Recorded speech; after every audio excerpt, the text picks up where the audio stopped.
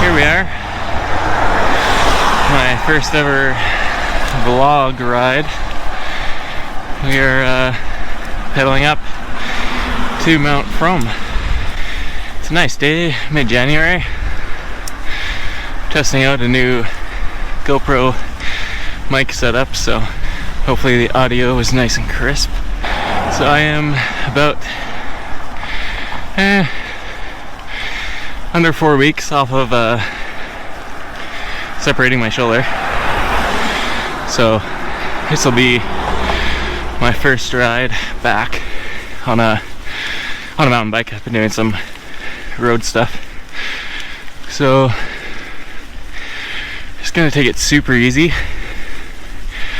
Ride some easy trails. I think we'll do espresso. I've kind of bounced around on some bikes. Just on the street. Bunny hops are okay. Front wheel first, then rear wheel up.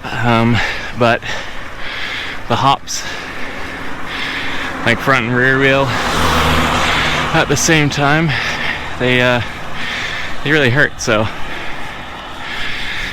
it's supposed to snow actually pretty soon by the end of the week. So I decided to give it a go, just to see, catch the last nice day before it snows. So yeah, let's get into it. This is first ride back on my shoulder, and then also got a new 38 up there, so we're gonna give that a go. As far as setup goes on that one, pretty much kept the same settings as the 36 as far as the rebound goes, because it's very similar. Compression's a bit different, so I'm running a bit more open on the high speed. Low speed stays the same. I like my low speed pretty closed, just because I like a higher front end. It's a 180 travel. I had a 170 before, which is what normally comes on this bike for 2020. I know in 2021 they're coming with a 180, so it's perfectly fine to run it like this, but it is new to me. So I went up to position 3 in the rear. As far as the ride 4 goes, usually have it in position 2, but I was finding that just the difference between the higher front end was really uncomfortable, because the seat angle was still a little bit higher. So changing it to position 3 kind of helped that. So when I get back, I'll adjust the seat. I have an actual Allen key. Not riding anything gnarly these days until I get stronger, but so yeah, I think I'll keep it in 3 or 4, play around. But yeah, I'm stoked to see. Of course, I forgot to put on a mud guard, so just be sure to keep the screen nice and clean for you guys. But yeah, let's get into it.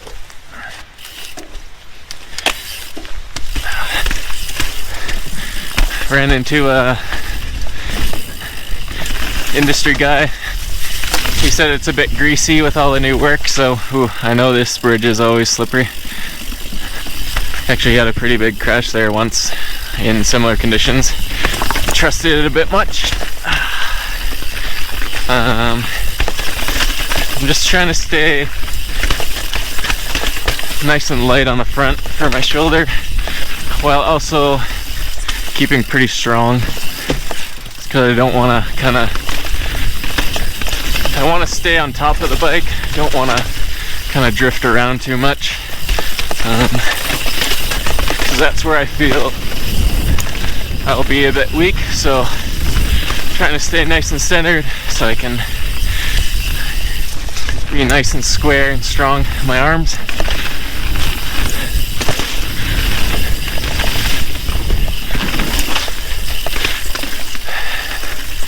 Oh yeah, it's slick up here for sure.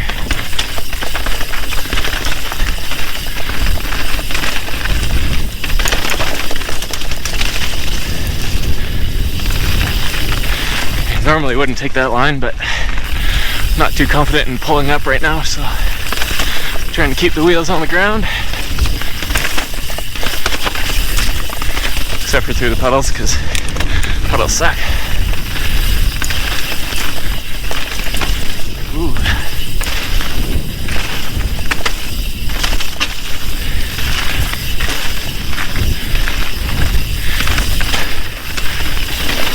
Really focusing on being, as I keep saying, nice and strong, because I can feel if I get off the back or any weird position, which I kind of do often, I know that it'll probably hurt, so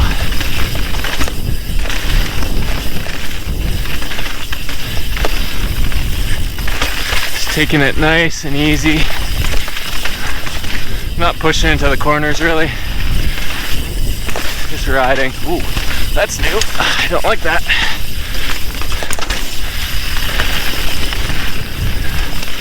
It's just a little bit of a wooden ladder there.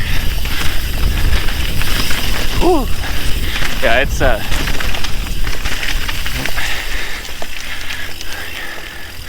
give this guy a minute. I'm actually really bummed I'm hurt right now, because it'd be an amazing day for shredding. Kind of stoked. I honestly kind of thought it would be more painful, but it'll probably hurt after I'm done and tonight.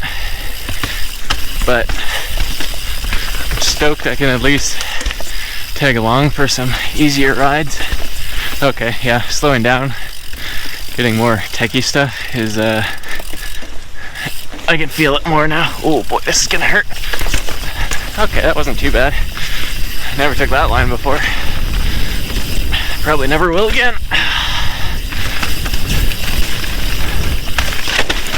Oh, I love these new corners. Ah, they're like near vertical. Don't even need to brake into them anymore. Some of them.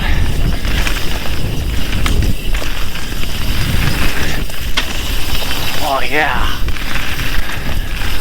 Sick.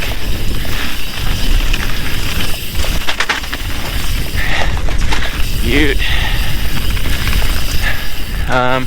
Sweet. Okay. Pulling back isn't too bad. Kind of get the front end up. Not too, yeah. Woo! Yeah, slippery. Might be a tire pressure thing. I'm running pretty low.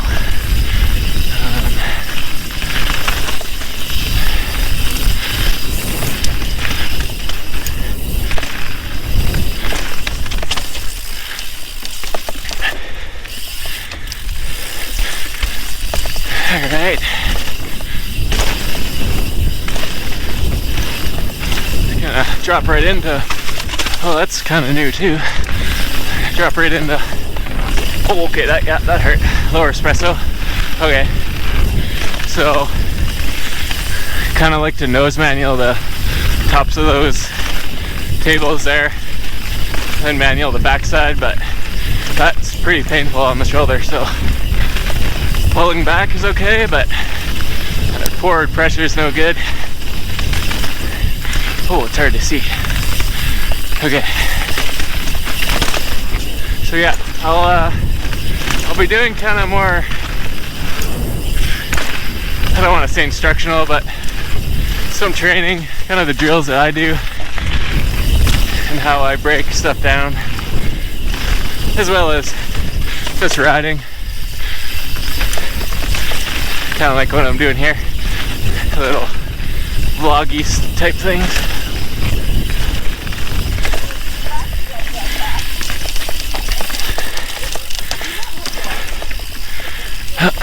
Okay, right into Pennzoil. This is gonna get a little more techie. Just this little part here. We'll see how the shoulder goes. Okay.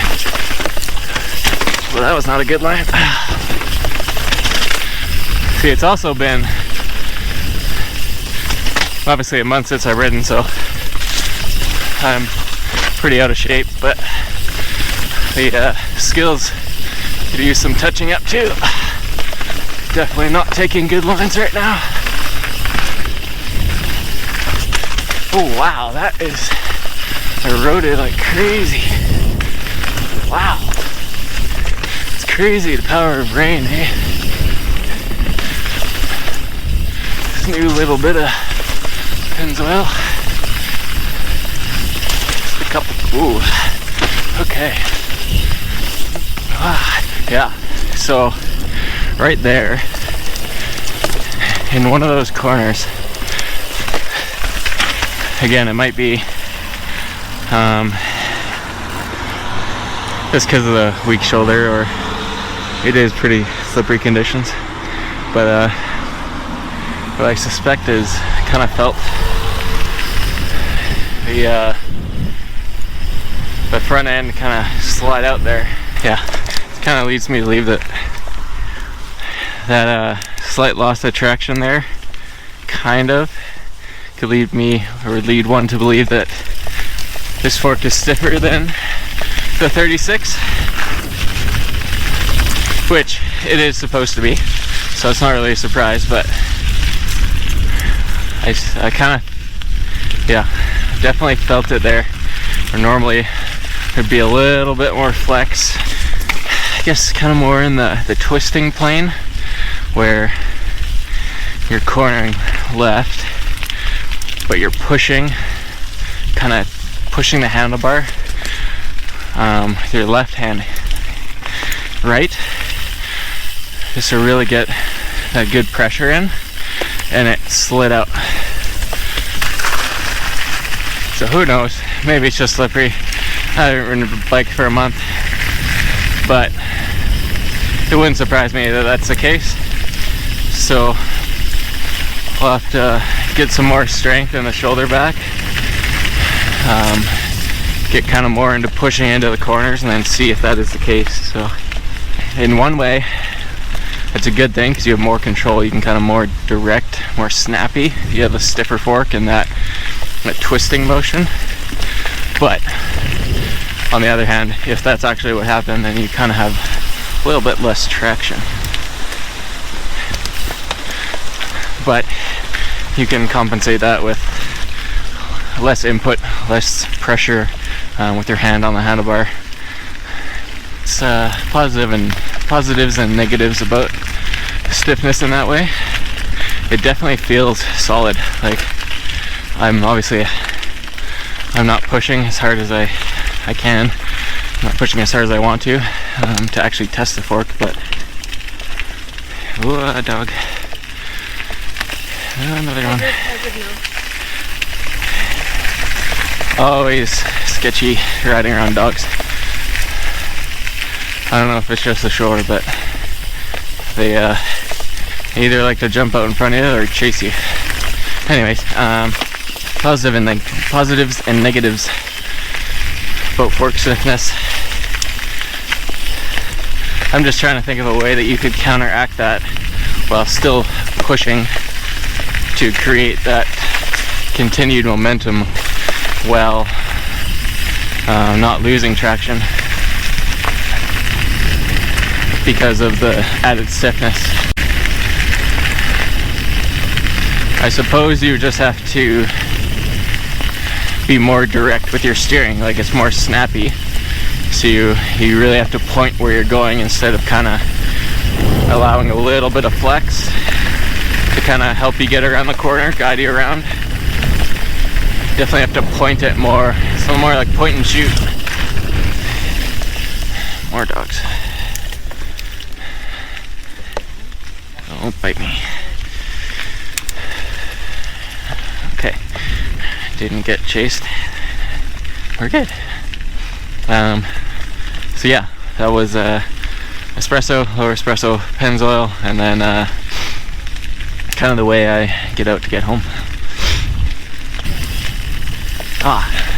Such a nice day. So glad I was able to get out. I guess it's that time of day. School's out. Woo.